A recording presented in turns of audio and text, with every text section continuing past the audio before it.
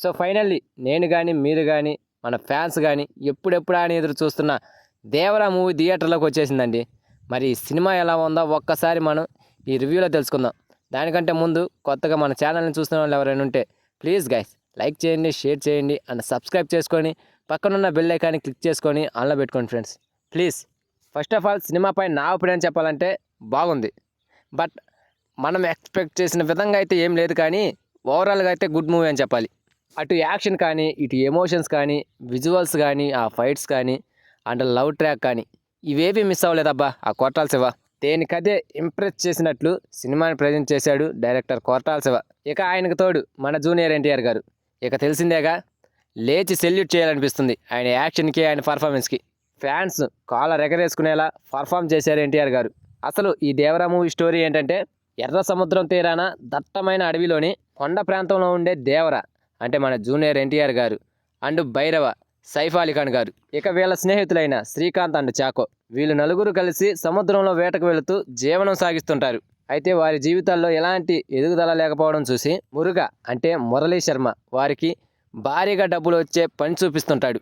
అయితే అధికారులు కళ్ళు గప్పి సరుకును ఈ గ్యాంగు తరలిస్తుంటుంది. సముద్రంలో జరిగే ఆ తప్పుడు పని దేవరాకు నచ్చదు. దీంతో సముద్రం పైకి వెళ్ళకూడదని దేవర ఆంక్షలు విధిస్తాడు.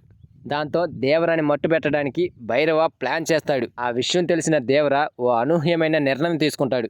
సో సముద్రం పైకి వెళ్ళకూడదనే ఆంక్షల్ని దేవర ఎందుకు విధించాడు? ప్రాణ స్నేహితులుగా ఉండే దేవరను భైర ఎందుకు చంపాలనుకుంటాడు? స్నేహితులతో కలిసి తనకు జరుగుతున్న కుట్రను తెలుసుకొని ఎవరికి చెప్పకుండా దేవర సముద్రం పైకి ఎందుకు వెళ్తాడు? భైరవ గ్యాంగ్కి దేవర భయాన్ని ఎందుకు చూపించాలనుకున్నాడు? దేవర కుమారుడైన వర జూనియర్ ఎన్టీఆర్ గారు ఎందుకు పిరికివాడిగా ఉంటున్నాడు? వరతో తంగం అంటే హీరోయిన్ జాన్వీ కపూర్ ప్రేమాయణం ఎలా సాగింది? 4 గ్రామాల కోసం వర ఏం చేశాడు? సముద్రం పైకి వెళ్ళిన దేవర చివరికి తిరిగి వచ్చాడా అనేదే ఈ సినిమా స్టోరీ. సో ఇంత పెద్ద స్టోరీని డైరెక్టర్ కొట్టాల శివ అద్భుతంగా ప్రజెంట్ చేశాడు స్క్రీన్ పై. ప్రతి సీన్లో కూడా డైరెక్టర్ కసి కనపడుతుంది. ఫస్ట్ హాఫ్ అయితే పేరు పెట్టడానికే లేకుండా చాలా అద్భుతంగా తెరకెక్కించాడు. టైటిల్ కార్డ్ దగ్గర నుండి ఇంటర్వెల్ సీన్ వరకు ఎగ్జైటింగ్ అనిపించింది. ఇక ఎన్టీఆర్ గారి ఎంట్రీ సీన్ అయితే హైలైట్ అని చెప్పాలి ఈ సినిమాకే.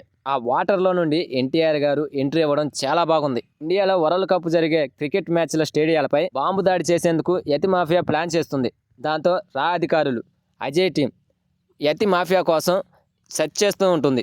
తమిళనాడు, ఆంధ్రప్రదేశ్ మధ్యలోని రత్నగిరి అనే ఒక ప్రాంతంలోకి వెళ్తారు. అక్కడ యతి కోసం వెతుకుతుంటే ముందు మీరు దేవరా గురించి తెలుసుకోవాలంటూ ప్రకాష్ రాజ్ గారు చెప్పే కథతో మూవీ ఎమోషనల్గా మారుతుంది.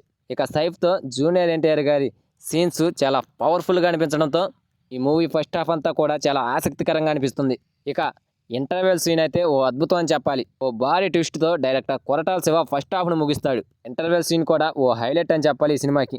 ఫస్ట్ హాఫ్లో ఆ సెంటిమెంట్ సీన్స్, ఆ యాక్షన్ సన్నివేశాలు, ఎన్టీఆర్ గారి performance, elevation shots and elevation songs, emotional సన్నివేశాలు, వీటన్నిటితో ఫస్ట్ హాఫ్తోనే సినిమా బ్లాక్ బస్టర్ అనేలా చేసుకుంది. ఇక ఇంటర్వెల్ అయిపోయాక సెకండ్ హాఫ్లోకి అడుగుపెట్టాక దేవర కనిపించకుండా పోయాక ఆయన కుమారుడు వర ఎంట్రీ ఇస్తాడు. ఇక వర అండ్ హీరోయిన్ తంగం అంటే జాన్వీ కపూర్ వీళ్ళ మధ్య నడిచిన ఆ లవ్ ట్రాక్ అనేది కాస్త ఇబ్బంది పెట్టింది. అక్కడే సినిమా కాస్త ల్యాగ్ అయినట్లు అనిపించింది అండ్ స్లోగా వెళ్తుంది అని అనిపిస్తుంది. ఆ లవ్ ట్రాకు, ఆ తంగం, వర వీళ్ళంతా కూడా ఈ స్టోరీకి ఇంపార్టెంటే. బట్ దాన్ని కూడా ఇంట్రెస్టింగ్గా డిజైన్ చేసినట్టయితే కొరటాల బాగుండేది అనిపిస్తుంది. ఇక ఆ లవ్ ట్రాక్ ముగిసిన తర్వాత కొన్ని యాక్షన్ సన్నివేశాలతో మళ్ళీ కథ పుంజుకుంటుంది. ఇక ప్రీ క్లైమాక్స్ నుంచి క్లైమాక్స్ వరకు సినిమాలో వచ్చే ట్విస్ట్లు, ఇక వాటిని రివీల్ చేస్తూ వచ్చే ఎలివేషన్ షాట్స్, యాక్షన్ ఘట్టాలు, విజువల్స్, ఆ బ్యాక్గ్రౌండ్ మ్యూజిక్, సెకండ్ హాఫ్ కూడా అద్భుతం అనిపిస్తుంది. ఇక ఈ సినిమాలో క్లైమాక్స్లో వచ్చే ట్విస్ట్ అయితే అన్ఎక్స్పెక్టెడ్ అని చెప్పాలి. దేవరా మూవీ 2 పార్ట్స్గా వస్తుందని ముందు నుంచే చెప్తున్నారు. అయితే ఈ క్లైమాక్స్లో ఆ పార్ట్ 2కి సంబంధించి ఇచ్చిన ట్విస్ట్ అయితే హైలైట్ అని చెప్పాలి. అసలు ఎవరు ఊహించిన విధంగా డైరెక్టర్ కొరటాల శివ ఆ ట్విస్ట్ను రాసుకున్నాడు. కట్టప్ప బాహుబలిని ఎందుకు చంపాడు అనే ట్విస్ట్ ఎంత హైలైట్ అయిందో ఇప్పుడు ఈ దేవరా మూవీ ట్విస్ట్ కూడా అంత బాగా హైలైట్ అయ్యేలా కనిపిస్తుంది. సో ఫైనల్లీ సినిమా చాలా బాగుంది అనిపిస్తుంది. ఒకసారి జూనియర్ ఎన్టీఆర్ గారు ఓ ఫంక్షన్లో ఒక మాట అన్నాడు, దేవర సినిమా ఖచ్చితంగా మీ అందరి కాలర్ ఎగరేసుకునేలా చేస్తుందని. సో ఫైనల్లీ ఎన్టీఆర్ గారు ఆ మాటను నిలబెట్టుకున్నాడు. ఈ సినిమా చూశాక ఫ్యాన్స్ కాలర్ ఎగరేయడం ఖాయం. ఈ సినిమాకి నా రేటింగ్ వచ్చేసి 4/5. So that's it guys, that is Devara movie review. ఈ రివ్యూ కనుక మీకు నచ్చినట్లయితే ప్లీజ్ గైస్ లైక్ చేయండి, షేర్ చేయండి అండ్ సబ్స్క్రైబ్ చేసుకొని పక్కన ఉన్న బెల్ ఐకాన్ని క్లిక్ చేసుకొని ఆన్లో పెట్టుకోండి ఫ్రెండ్స్ ప్లీజ్.